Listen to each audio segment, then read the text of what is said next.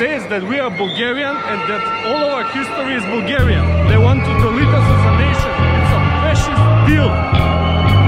So, death to fascism, freedom to the people. Gençler ve daima genç kalan insanlar. Üsküp'teki ilk günümüzden hepinize selamlar diliyoruz. Biz Üsküp'e biraz önce geldik. Hadi gidelim. Buradan yol olduğuna Üsküp'e biraz önce geldik. Fakat işte aslında sizin bir önce izlediğiniz video, direkt o gün attığım video, devamı bu. Şimdi Instagram'dan bir arkadaş yazdı, dedi ki abi ben de buradayım, hani bir istiyorsanız gezelim diye. Yani tamam okey abi, sıkıntı yok. Şöyle sağlı sollu nargile dükkanlarını görüyoruz. Ondan sonra normal kahve dükkanları var. Burası böyle.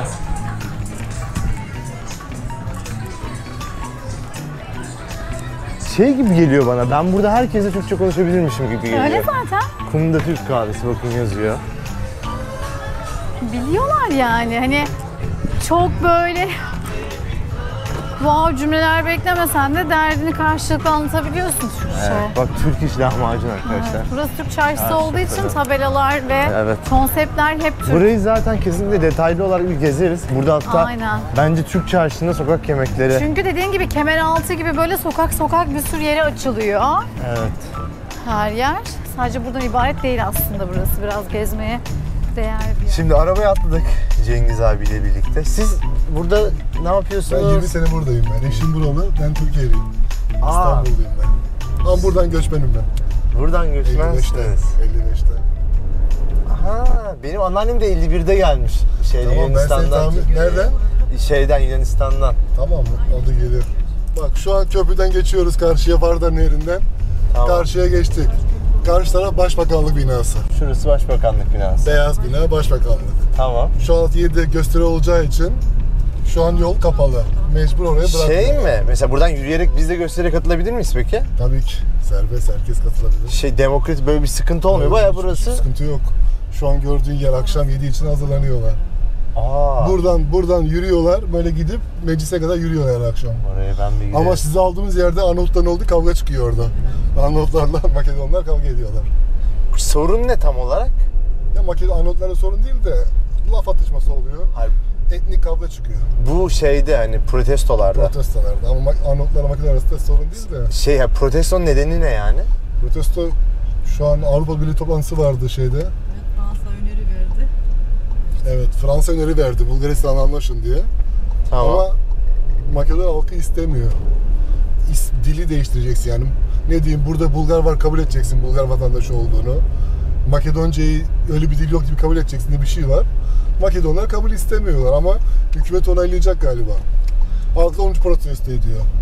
Onaylamasınlar Fransız. Avrupa Birliği'ne girmek adına değil mi? Girmek istiyor ama bu şartla değil. Yani sen ismini değiştir, adını değiştir, dilini değiştir, Avrupa Birliği'ne gir. Adı zaten değişti şu an. Adı değişti. Kuzey Makedonya kabul oldu. Dilini değiştirip tarihini değiştirmek istiyorlar.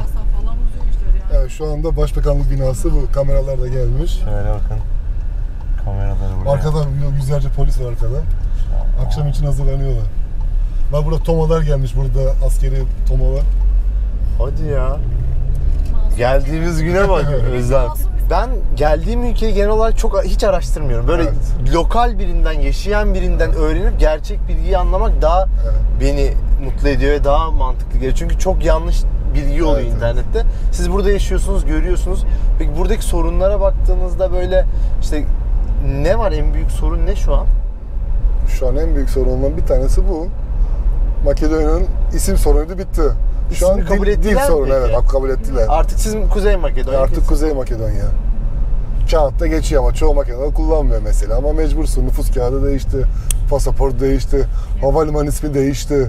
Ne zaman oldu bu? Büyük İskender'de havalimanı ismi, şimdi Uluslararası Havalimanı oldu ismi. Ne zaman oldu bu? Bunlar tam korona zamanı öncesi 2018'de olmuştu. 2018. Bu dediler bak, Yunanistan mı zorladı peki? Yunanistan zorladı. Dedi ki bizim dedi Makedonya diye bir yerimiz vardı. Zaten biz Yunanistan'a pasaportla gidiyorsan pasaport seni tanımıyor. A4 kağıdına mühür vuruyor. Çünkü Makedonya yazdığı için. Makedonya'yı kabul etmiyor Yunanistan. Anlaşma yaptılar. Kuzey Makedonya, şu an pasaportla gidebiliyorsun. Eskiden A4 kağıdına mühür vuruyordu, geçiyordun. Senin pasaportun geçersiz, tanımıyor ismini. Şu an onu çözdüler. Bunu geçtiler, şimdi Bulgarlar şey yapıyor. Irk ve din muanasından şey yapıyor. Siz Bulgarsınız, yok biz Makedonuz. Yok siz bizdensiniz, öyle muhabbetler. Makedonya diye bir halk olduğunu kabul etmek istemiyor mu Yunanistan ve Bulgaristan? Evet, Asıl sorun bu. evet. Asıl sorun bu. Şimdi Makedonya taviz veriyor. Avrupa Birliği'ne girmek için hep tavizler. Her şeyi veriyor. İsmini değiştiriyor, ırkını değiştiriyor. Vatandaş da kızıyor buna. Sorun bu. Sen bakıyorsun her şeyini değiştiriyorsun. Adını değiştir, soy ismini, dinini değiştir. O her şeyi kabul ediyor. Yarın böyle isteyecekler, her şey verecekler. Bundan sonra her türlü tavizi verebilirsin ki zaten. Evet. Tabii. En önemli tavizi vermişsin zaten. Bu saatten sonra değil. Ad niye bu kadar önemli peki? Ya niye Makedonya değil de Kuzey Makedonya? Ya şimdi Makedonya, Yunanistan'ın Selanik bölgesi Orta Makedonya'ya geçiyor. Buradan Yunanistan'a girdiğin zaman şey yazıyor. Makedonya'ya hoş geldin yazıyor Yunanlarda. Onlar diyor Makedonya bizim toprağımızın ismi. Selanik bölgesinin olduğu yer. Halkidik Yarımadası, Üç Parmak Adaları var ya. O bölge Orta Makedonya. Burası Kuzey Makedonya. Eğer Yunanistan diyor ki biz Makedonya'yı kabul edersek yarın bizim topraklarımızı akararlar diyor. Yunanistan Selanik bölgesini isterler diyor. Zaten Makedonlar da bizim diyor bu topraklar. Peki Makedonlar gerçekten Yunanistan almak istiyorlar mı? Yok alamazlar, istese de alamazlar zaten. Ama kanunu engellemeye çalışıyor. Böyle bir şey yaparsa hakkı doğar diye ismini değiştir diyor. Zaten çok küçükmüş. 2 milyon halk var burada. 2 milyon nüfus var. Kaç milyonu Makedondur bunun? %50'den fazla var. 1 milyon vardır. 1 milyonu. Toplam dünyada o zaman Makedon çok da fazla yok. Çok da fazla yok. Onu bitirmeye çalışıyorlar. Hiç olmasını istiyorlar. Ya böyle giderse hiç kalmayacak zaten. Herkes kaçıyor. Yurt dışına gidiyor. Bu sorunlardan dolayı herkes terk etti. Bir de ekonomik sorunlar da var Makedonya'da. Türkiye'de olduğu gibi. Türkiye'dekine kıyasla Daha az. Burada enflasyon yok o kadar. %300, 400 yok. Burada %10, %15, %20 enflasyon o kadardır. çok artmıyor. Euro çıktığından beri 61.5. 2002'den beri 20 sene aynı. Parite hiç değişmedi. 20 gün, 20 sene aynı. Yani düşün 1 TL, 1 dolar 1 TL olsa 20 sene önce 20 sene geçmiş yine aynı. O zaman enflasyon yok burada. Şu an dolar euro Enflasyon nasıl diye bir oluyor şey işte? yok. Euro enflasyonu ne kadarsa %10'sa, %12 mi şu an Almanya'da, Ha. 8 mi 12 ise bizde de fiyat artışı oluyor. O kadar oluyor. Zam oluyor mu peki maaşlarda her yıl? Yok. Olmuyor hayır yıl. Ha, Ya, siz- şu an galiba 18 bin dinar yaptılar. 150 euro. asgari ücret 350 euro. Yok 300 euro geliyor. 300 euro. Türkiye'de ne kadar geliyor? 5500 mi yaptılar? 5500 yaptı. 5500 kaç para geliyor? 250 euro mu? Bizden 50 daha- 50 euro daha şey. Ama burası Ama ev kiraları falan nasıl burada?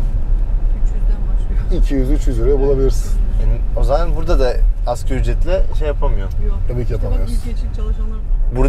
Burada din oranı nasıl? Yüzde kaç Hristiyandır yaşayanlar? Hristiyan %50 ise %55. Onlar Ortodokslar, Hristiyanlar. Hı hı.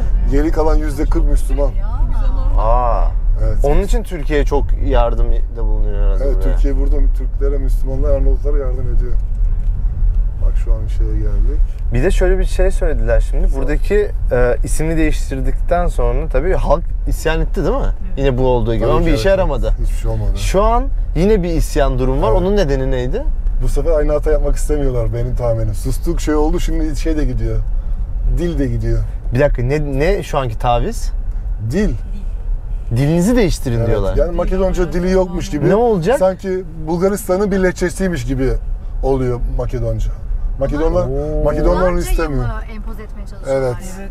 Yok artık ya. Evet. Şu an Makedonya'yı silmeye çalışıyorlar Evet. baya. Taviz vere. Evet. Olaya bakar Halk da mısınız çok çıkıyor. Bu sefer arkadaşlar? çok çıktılar dışarıya. Ama şimdi de burada olaylar var. Çünkü diyor ki ismimizi değiştirdik. Pardon bir saniye.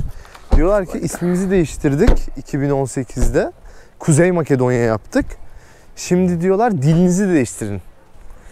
Zaten dinleri aynı, sıkıntı Dinler yok. Zaten aynı, dini evet. değiştirirlerdi normalde ama aynı olduğu için dinden şey yapıyorlar. Yavaş yavaş yani şu an bizim ilk gördüğümüz kadarıyla biz de daha yeni öğreniyoruz. Fakat değiştirmeye çalışıyorlar. Şu an meclis binası şurası. Polisin olduğu yer sağ taraf meclis binası. Arkadaşlar bakın bunun arkasında olaylar oluyor değil mi? Yürüyecekler, buradan yürüyecekler şeyden, başbakanlıktan buradan geçip meclise kadar gidecekler. Güzelmiş. Burası Her yer heykel. Niye bu kadar çok heykel var burada? bir önceki hükümet yaptı. 2014 projesi adı altında yaptılar. Bunların hepsi ondan sonra yapıldı. 2000'li yıllardan sonra. Dışişleri Bakanlığı. Dışişleri Arkeoloji Bakanlığı. Müzesi. 2000 kaçtan sonra yapıldı bunlar? 2014 için yapıldı bu proje. 2014 projesiydi. 2010'da başlamıştır. 2014'te bitti bunlar Abi hepsi. bakar bitti. mısınız? Her yer heykel Şu şehirde. 3 köprü yaptılar. Yeni köprü, 2 tane köprü yaptılar. 3 tane gemi koydular. Peki şeyler bu kimler peki? Bilindik mi? Heykeller. Müzik. Güzel, çok güzel gözüküyor bu arada. Bu mesela ressam. Ressam, heykelleri müzisyen, koymuşlar. heykeltıraş falan. Sanatsal birçok heykel yapmışlar ve çok güzel gözüküyor gerçekten de. Şeyi andırdı bana. Bu da ressam. Paris'i andırdı burası. Hani o vibe'ı verdi. Şu yukarıda heykeller var ve Atatürk'ün de heykeli var. Telefon. Benim Orada. tahminim o. Yanındaki de Tito olması lazım. Elini kaldırıyor Zoom Tito yapalım oluyor. belki şey. Rahibe Teresa'nın müzesi nerede? Var, o da burada meydanda. Burası onun doğum yeriymiş Evet, sanırım. doğum yeri Üsküplü, Arnavut. Büyük İskender normalde Yunan olarak biliniyor değil mi?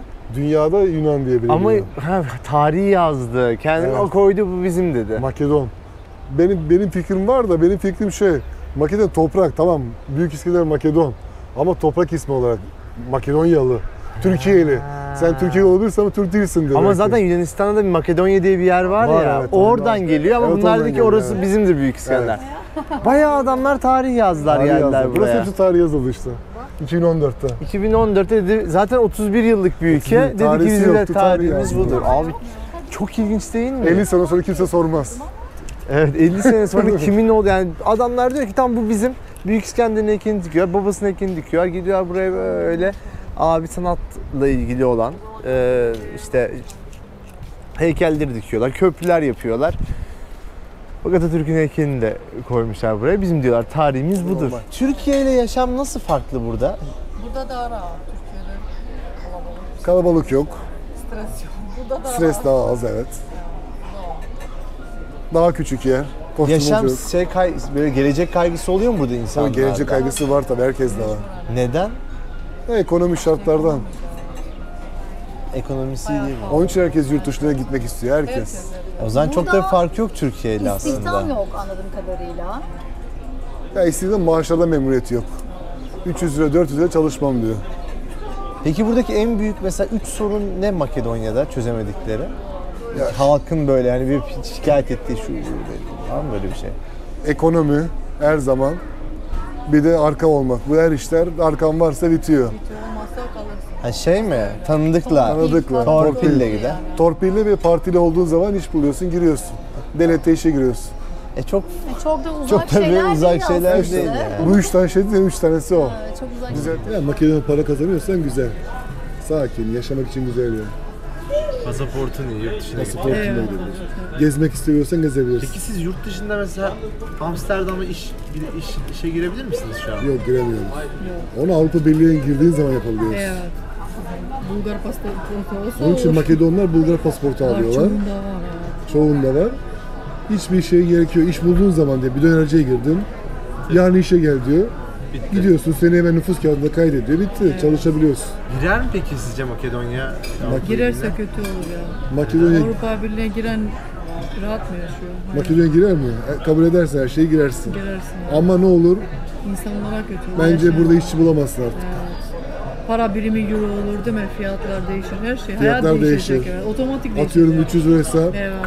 sen içiyorsan kahveyi 1 euro 4 euro olacak. Almanya gibi Almanya olacak. gibi olacak. Ama senin Almanya'da maaşın da diyelim gittiğimizde öyle. 1200 lira olacak. Evet. Senin maaşın 1200 lira olsun. Devleti var mı o kadar parası versin? Ama Yok. masrafın da artacak. Aynı olacak. Sonuçta Bütçesi değişen bir az. şey yok. Bütçe ne kadardı bizde? Çok az. Makine 2 milyon euro Ama bütçesi Avrupa var. Birliği destek verir ama o Tabii ki zaman. destek hibe verecek. Hibeler gelecek, Hibeler verecek, desteklenecek tabii destek burası. gelecek. Ama yaşam pahalanacak. Artacak hemen. Tabii. Kesinlikle pahalanacak. Ama hayat standartları da artacak Evet. yani. Bakalım. Yani mesela Bulgaristan'da 600-700 lira işçi bulamıyorsun. Evet. 600-700 dolara. Euro Yok, bulamazsınız. Orada da aynı. Bulamazsın. Onlar da hepsi yurt dışında. Bak burada Sofya'ya da da. gittiğin zaman git. Bütün şeylerde işçi arıyoruz yazıyor. Hep yazıyor. Burada da öyle. Bakın şunun kapılarda. kapısında bir şey yazıyor. Ne yazıyor onu da? İşçi arıyor mu yazıyor orada bilmiyorum. Yok içeride klima var klima diyor. değil mi? Serin yani. Mesela Sofya'da da biz gittik Sofya'ya. Bütün Şimdi 2 ay kafeteryalarda, önceydik. Mayıs restoranlarda ayındaydık Sofya'da. hep Adım işçi başı arıyorlar. işçi aranıyor Hep işçi yazıyor. arıyorlar. Demek ki herkes Garson, giden gitmiş aşçı, yani. hiçbir şey yok. Bütün Niçin? mağazalar bile hep yazıyordu. Adam diyor ki niçin 600 lira çalışın diyor. Evet. Sofya'da 600 lira çalışın. Çok güzel para Haklı. 600 lira. Ama diyor o adam diyor iş bilmesi 1200 euro Avrupa'da maaş alacak. Değil mi? Haklı. Diyor 6 ay çalışırım diyor Avrupa'da. Peki burada mesela bir doktor kaç para kazanır? Az çok az. Kuzenim var doktor hastanede. Çok az çalışır. 40 bin dolar. 40 bin dolar, 650 euroya bir şey, 650 Çok euro. az. Kadın emek vermiş. Benim yaşımda da 41 yaşında Öğretmen kuzenim. mesela? Ha, Öğretmen de öğretmenler az. çok az. 25-26 bin. 400 euro. 410 euro. Az yani. Az yani 8000 TL'ye gelmiyor. Türkiye'de de öğretmenler öyle. ne kadar bilmiyorum ne kadar. 8 O bin kadar mı? 8 bin bile aldığını Çok düşünmüyorum azmış ben. orada da bilmiyorum. Az Türkiye'de. Şimdi dostlar, ben bu kadar konuştuk, yok işte Üsküp'te içinde protestolar var diye. O nedenle bu videonun içine onu da koymak istedim. Neler oluyor ben hiç görmedim daha. Bir sonraki güne geçtik bu arada. Bakın burada polis ekipleri var arkada gördüğünüz gibi. Buradan dümdüz ben yürüyeceğim. Do you know where is the demonstration place? Just straight. You will come from this way. They will come. Yes. So should I, if I walk there? Under the mosque. Okay, if I walk there, can I Walk, find walk. it? Okay, I just walk. Yes.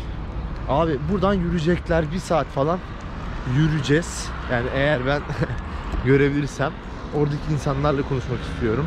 Halk burada bayağı sokağa dökülmüş şekilde ama şöyle düşünün.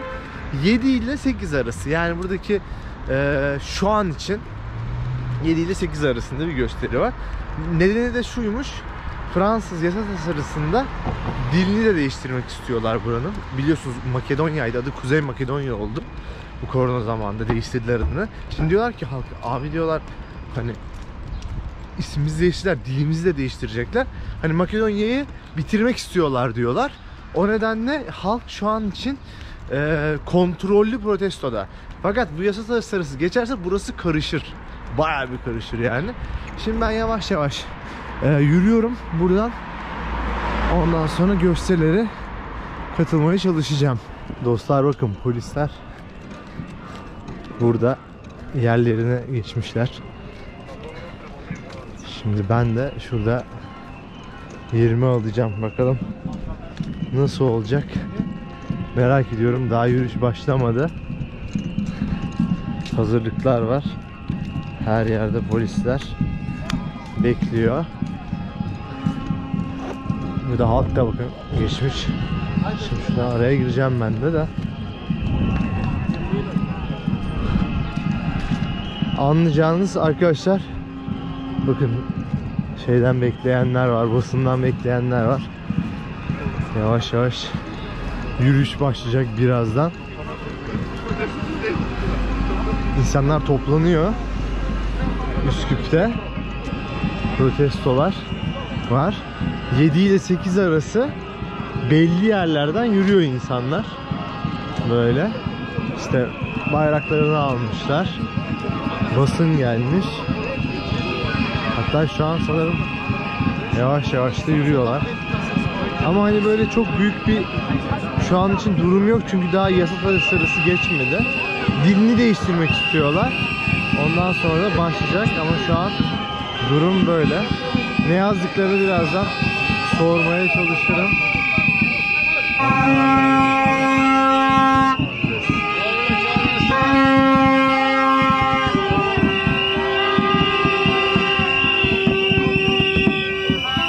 Valla bir yerden bir Türk bulmam lazım benim ama nasıl olacak bilmiyorum şu an için. Sorry, what is written here? What does it mean that? Ultimatum, no thank you. Ultimatum, no thank you. It's this ultimatum, no thank you. Yes. And why people walking here? What's the main reason? Because the French ultimatum it suggests that Macedonia Bulgaria, Yes. which is not true. and Macedonia should do a lot of things, should forget their national heroes for Bulgaria. Alphabet and everything. And is that the French? Yes, They that's want- what the French government suggests. They want you to forget your language. Yes, and our nationality and everything. Wow. They want to assimilate us, and that's unacceptable. Alright. In the 21st century, it's not acceptable. Yeah.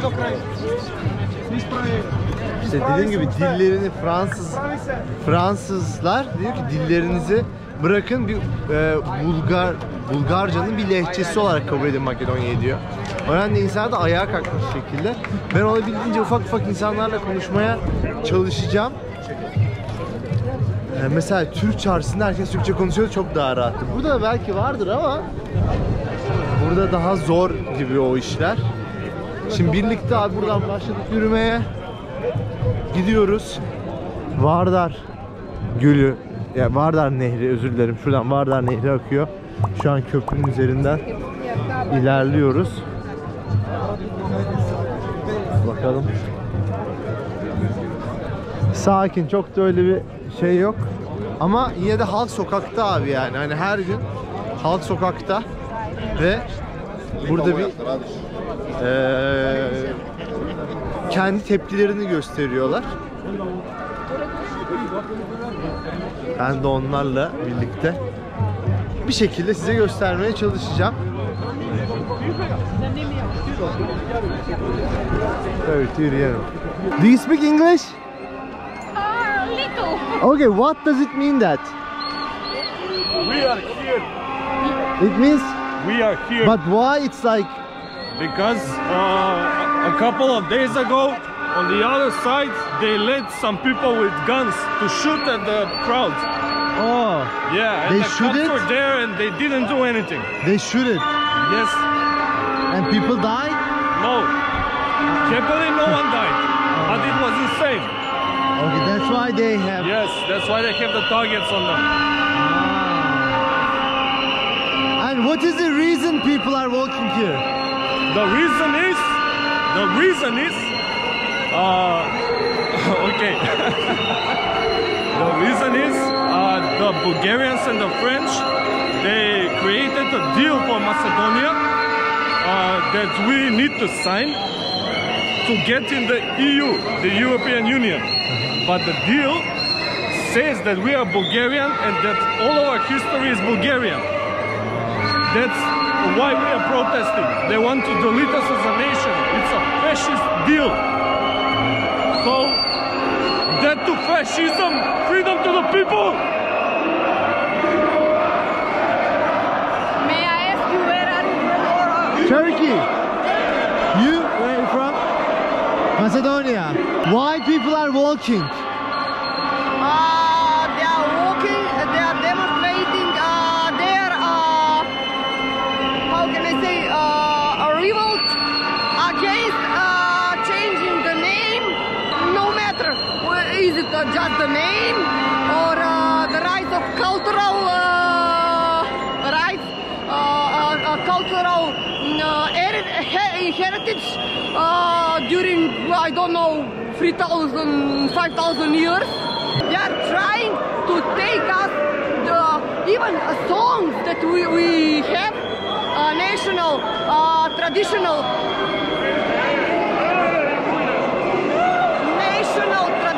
songs. They are saying that everything is there. Everything is there. Whatever is Macedonian, they used to say that's Bulgarian. That's not right. Bu arada basın da orada, bakın.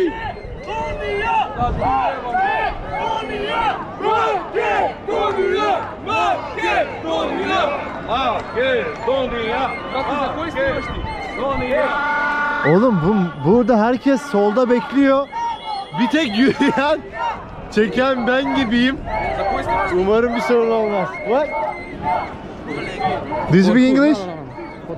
Ben olabildiğince insanlara sormaya çalışıyorum.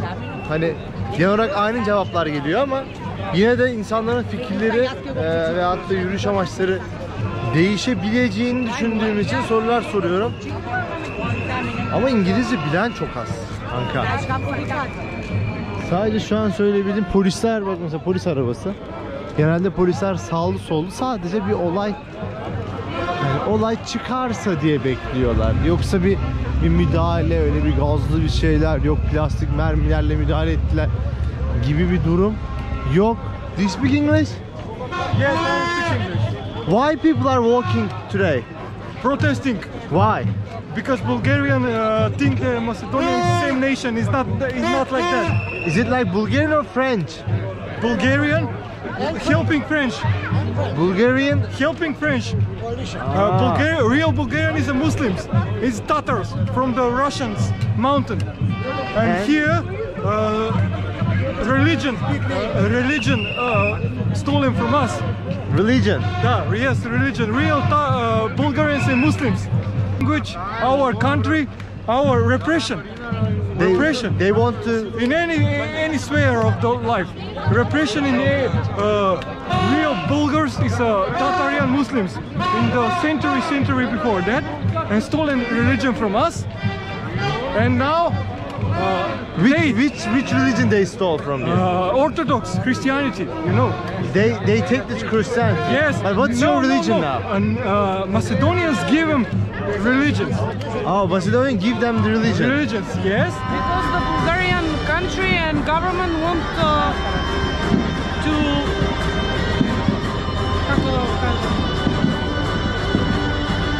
wants to take our language, our history, our identity. Wow.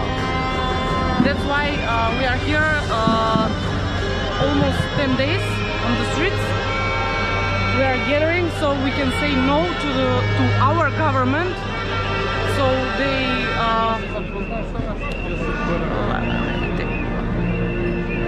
Зоки, дој помогни ми, не ми текнуваат на сите зборови, за да не попуштат за да попуштат под притисокот на народот. What does the government says about all this walking? Who? Like the government of Macedonia, what they say about this They are demonstration? talking that we are hooligans.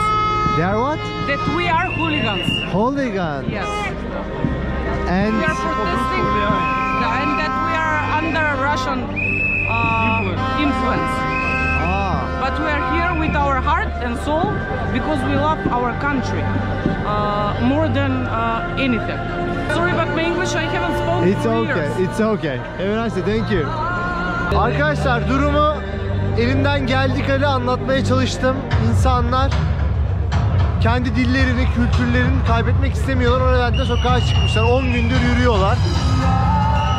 Makedonya'da şu an karışık durumlar. Hani büyük bir silahlı bir karışık durumu yok. Ama yine de karışık. Fakat bu yasa tasarısı geçerse işte o zaman işler bayağı bir karışır. İç savaşta çıkar diyorlar. Şu an için sakin protestolar. Ama ileri gelen zamanlarda ne olacağı belli olmaz. Bugünlük benden bu kadar. Hem bir Türk'ten Makedonya'yı dinlediniz, hem de ben gösterilerin içine girdim ve size buradaki durumu anlatmaya çalıştım. Bakalım bir sonraki bölümlerde ne olacak. Kendinize iyi bakın. Videoyu beğenmeyi, abone olmayı ve de paylaşmayı unutmayın. Bir sonraki bölümde görüşmek üzere.